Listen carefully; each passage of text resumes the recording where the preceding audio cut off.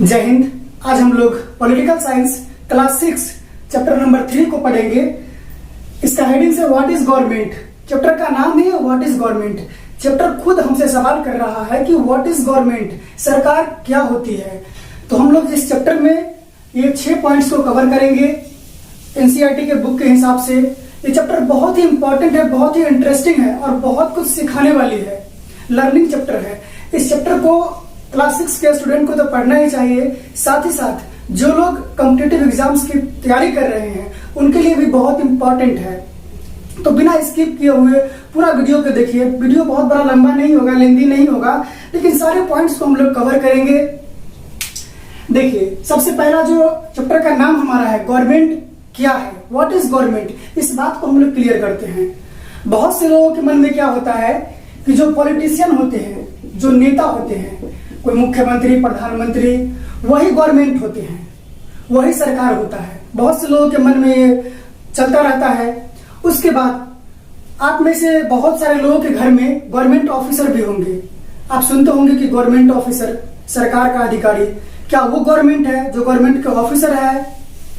उसके बाद हमारा देश में लोकतांत्रिक व्यवस्था है सरकार की, तो उसमें हम लोग जानते हैं कि जनता ही शासन करती है जनता पे। तो क्या जनता ही सरकार है? ये 3 पॉइंट हमारे पास है। बहुत लोग सोचते हैं कि जो पॉलिटिशियन है, राजनेता है, वो लोग सरकार है, या तो जो गवर्नमेंट के ऑफिसर हैं, अधिकारी, गवर्नमेंट ऑफिसर, वो सरकार है, या तो हमारा डेमोक्रेटिक जो सरकार की व्यवस्था वो डेमोक्रेटिक कंट्री हमारा है। तो क्या जो जनता है, मतलब लोग जो है, पीपल, क्या वही सरकार है? यहां पे इस बात को हमको समझना है कि सरकार होती क्या है। सरकार जो होती है वो पॉलिटिशियन, गवर्नमेंट ऑफिसर और जो लोग, जो जनता है, ये तीनों का कलेक्टिव एफर्ट्स को मिलाकर के जो बनता है, एक संगठन, एक ऑर्गेनाइजेशन बनता है, उसको हम लोग सरकार बोलते हैं। यानी सरकार में तीनों की भागीदारी होती है। एक तो पॉलिटिशियन है, उनकी भागीदारी होगी। उसके बाद जो गवर्नमेंट ऑफिसर हैं वो भी डायरेक्ट रूप से सरकार में भाग लेते हैं। उसके बाद जो पीपल हैं, जो लोग हैं, जो सरकार को चुन के भेजते हैं पार्लियामेंट में, वो भी सरकार के मुख्य अंग होते हैं, सरकार के मुख्य पार्ट होते हैं। मतलब तीनों का जो कलेक्टिव एफर्ट्स है, तीनों को मिलाकर के जो बनता है ऑर्गेनाइजेशन, उसको हम लोग सरकार बोलते हैं। कोई एक बॉडी को, पॉलिटिशियन को, गवर्नमेंट ऑफिसर को, पीपल को, किसी एक को हम लोग सरकार नहीं बोल सकते। अब हम लोग देखते हैं सरकार का रोल क्या होता है। सरकार का मेनली 2 रोल होता है। एक तो होता है डे टू डे लाइफ से जुड़े हुए सारी चीजों को कंट्रोल करना, डे टू डे लाइफ। जैसे आप कंस्ट्रक्शन ऑफ रोड, सड़क का निर्माण, इसकी जिम्मेवारी सरकार के पास है। अब हर एक गांव तक, हर एक मोहल्ले तक बिजली की आपूर्ति, बिजली की सप्लाई कैसे होगी, इसकी भी रिस्पॉन्सिबिलिटी गवर्नमेंट के पास है। तो ये जो भी चीजें जो हमारे डे टू डे लाइफ को इफेक्ट करती है, उन सभी चीजों पर कंट्रोल और उसको इंश्योर गवर्नमेंट ही करती है। उसके बाद मान लीजिए किसी भी चीज का जो प्राइस फिक्स करना है, जैसे सुनते होंगे कि पेट्रोल डीजल का दाम बहुत बढ़ रहा है, कभी घट रहा है, या सिलेंडर का दाम बढ़ रहा है। तो इन सब चीजों का जो दाम बढ़ता है, घटता है, उन सब चीजों को कंट्रोल भी गवर्नमेंट ही करती है। ये सारी चीजें जो हमारे डे टू डे लाइफ को इफेक्ट करती है, उन सभी चीजों का जो कंट्रोल, जो पावर होता है, वो गवर्नमेंट के पास होता है। वो गवर्नमेंट ही इस पर नियम बनाती है और हम लोगों से फॉलो करवाती है। दूसरा होता है सोशल इश्यूज।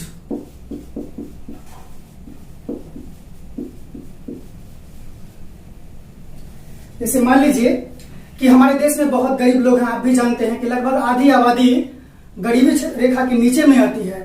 तो उन गरीबों को कैसे हेल्प किया जाएगा? वैसे भी गरीब है जो सुबह का खाते हैं और शाम के लिए चिंता करते हैं कि शाम में खाना कहां से आएगा। तो उन गरीबों तक खाना कैसे पहुंचेगा, इस बात को सुनिश्चित कौन करेगा? तो इसकी भी जिम्मेवारी सरकार के पास होती है, गवर्नमेंट के पास होती है। उसके बाद आप देखते होंगे ना न्यूज वगैरह में कि चाइल्ड मैरिज जो कानूनन अपराध है, तो फिर चाइल्ड मैरिज नहीं हो, इसके लिए भी निश्चित कौन करेगा? इसके लिए नियम कौन बनाएगा? सरकार नियम बनाएगी और हम लोग फॉलो करेंगे। सरकार हम लोगों से फॉलो करवाएगी। तो जो भी सोशल इश्यूज मैटर है, टॉपिक है, उन सब चीजों पर सरकार नियम बनाती है और हम लोगों से फॉलो करवाती है, और उसका सारा कंट्रोल, सारा पावर सरकार के पास ही होती है।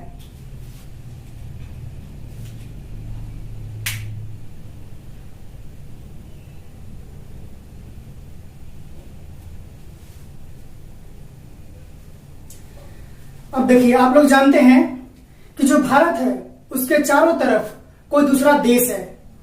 हो सकता है वो दोस्त हमारा फ्रेंडली कंट्री हो, दोस्त देश हो, या हो सकता है वो देश हमारा इनेमी कंट्री हो, दुश्मन देश हो।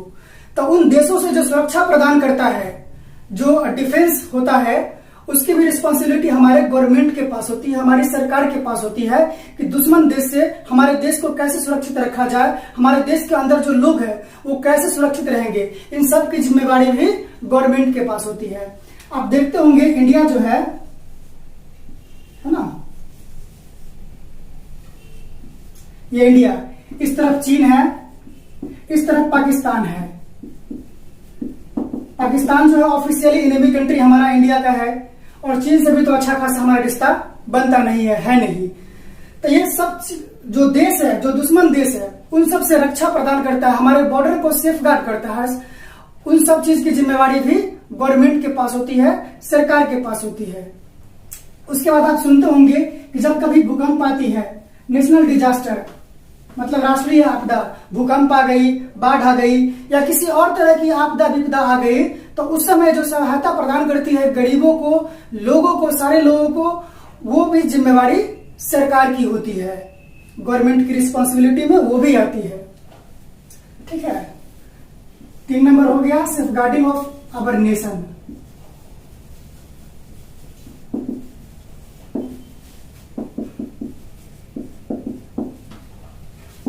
उसके बाद नेशनल कैलामिटी,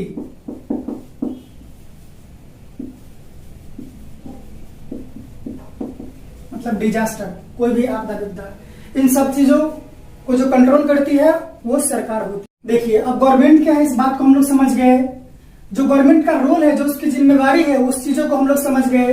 अब है लेवल्स ऑफ गवर्नमेंट, मतलब गवर्नमेंट का स्तर, सरकार का स्तर, ये कितने लेवल पे काम करती है, इस चीज को हम लोग को समझना है। ठीक है, तो इसका 3 लेवल होता है गवर्नमेंट के लेवल का, एक national level, state level and local level. There are 3 levels of government in India. हम लोग भारत की बात कर रहे हैं। नेशनल लेवल में प्रधानमंत्री होते हैं, अपने अपने हम लोग जो लोकसभा क्षेत्र से एक मेंबर ऑफ पार्लियामेंट को चुनते हैं और उसको भेजते हैं दिल्ली संसद भवन में, और वो मिलकर के प्रधानमंत्री को जो बनाते हैं।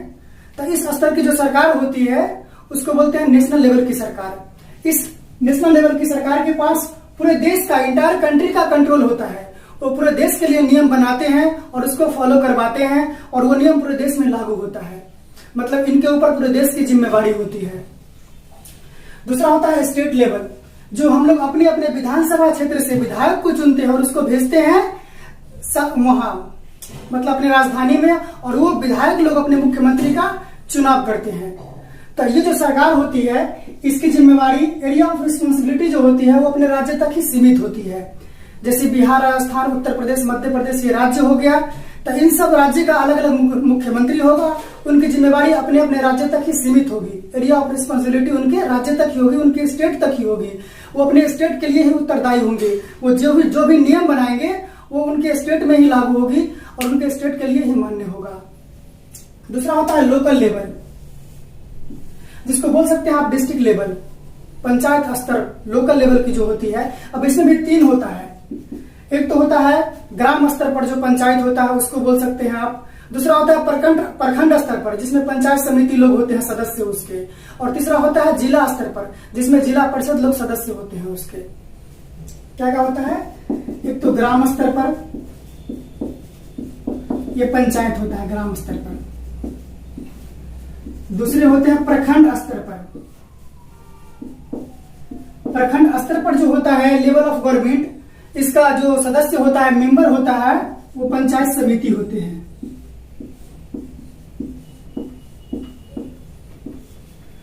और जो जिला स्तर पे होते हैं उसके मेंबर जिला परिषद होते हैं।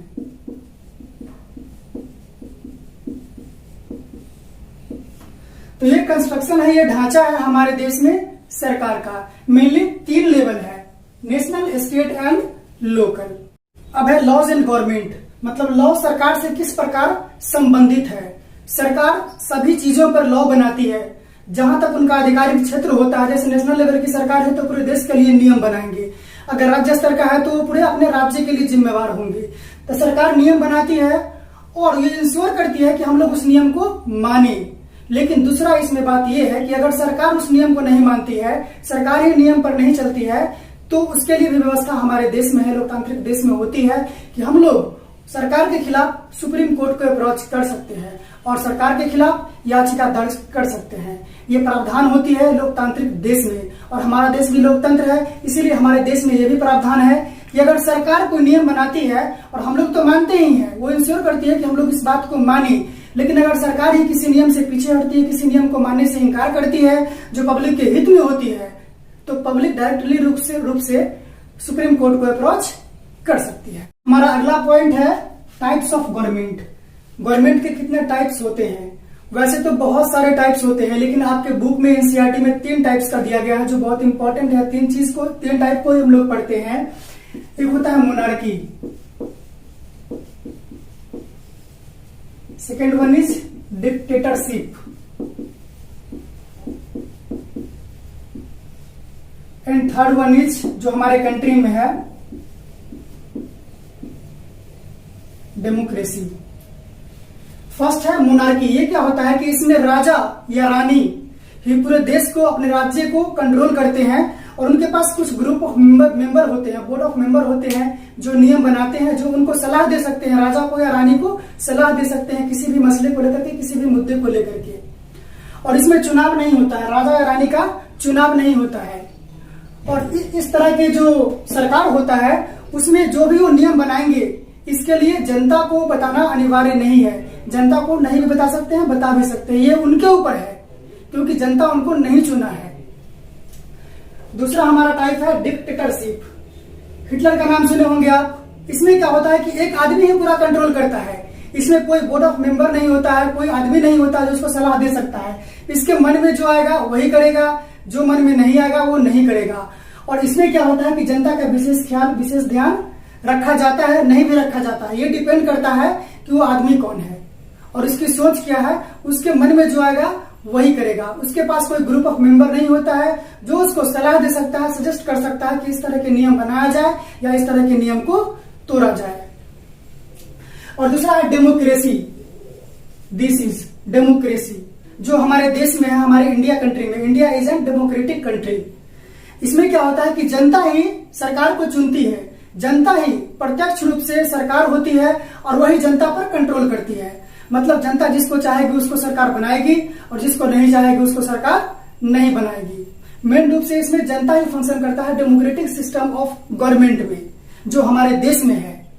इसमें सरकार जो भी नियम बनाएगी या जो भी नियम तोड़ेगी या जो भी नियम में कुछ उलटफेर करेगी, फेरबदल करेगी, तो उसके लिए सरकार को सफाई देना पड़ेगा जनता को कि इस तरह का नियम जो है इसमें कुछ त्रुटि है, कुछ गलती है, इसमें हम कुछ चेंजिंग करना चाहते हैं या कोई नया नियम है उसको अडॉप्ट करना चाहते हैं। तो सबसे पहले सरकार को जनता के पास आकर के या तो प्रेस कॉन्फ्रेंस के द्वारा हो या किसी और मीडिया के द्वारा हो, वो जनता को पहले सफाई देगी, उसके बारे में बताएगी, उसके बाद नियम को लागू करेगी। इस चैप्टर से जो बार बार रिपीटेडली कॉम्पिटिटिव एग्जाम्स में क्वेश्चन पूछता है उस पर हम लोग विचार करते हैं। देखिए, पहला क्वेश्चन है, भारत में स्थानीय शासन का जनक किसे कहा जाता है? Lord Ripon. याद रखिएगा, लॉर्ड रिपन को भारत में स्थानीय शासन का जनक कहा जाता है। स्थानीय शासन मतलब जो लोकल लेवल की सरकार है, जो लोकल लेवल की गवर्नमेंट है, उसको हम लोग बोलते हैं स्थानीय शासन। फिर है, बलवंत राय समिति ने पंचायती राज व्यवस्था के लिए 3 स्तरीय ढांचा का सुझाव दिया था। ये कब दिए थे? ये दिए थे 1956 ईस्वी में, और ये था संविधान का 73वां संशोधन। देखिए, एक में कितने प्रश्न छुपे हुए हैं। संशोधन। बलवंत राय समिति ने 1956 ईस्वी में जब संविधान का 73वां संशोधन किए थे, उस टाइम पंचायती राज व्यवस्था के लिए 3 स्तरीय ढांचा का सुझाव दिया था। वो कौन कौन था? पहला था ग्राम स्तर पर पंचायत, और दूसरा प्रखंड स्तर पर पंचायत समिति, और तीसरा जिला स्तर पर जिला परिषद। और इस ढांचा को सबसे पहले कौन अपनाया था? राजस्थान। राजस्थान एक ऐसा राज्य है जो बलवंत राय समिति के इस 3 स्तरीय ढांचा को सबसे पहले अपनाया था। फिर ग्राम पंचायत अधिनियम 2006 में दो ग्राम सभा की बैठकों के बीच अधिकतम अवधि कितनी निर्धारित है? 3 महीना। 3 महीना के बीच में होनी ही चाहिए, 3 महीना से अधिक का समय नहीं होना चाहिए। पंचायत समिति अपने कार्यों के लिए किसके प्रति उत्तरदायी होता है, जवाबदेही होता है? तो जिला परिषद। जिला परिषद के प्रति वो अपने काम के लिए जवाबदेही होता है, उत्तरदायी होता है। अपील की सुनवाई में ग्राम कचहरी में न्यूनतम पंचों की संख्या कितनी होनी चाहिए? 7।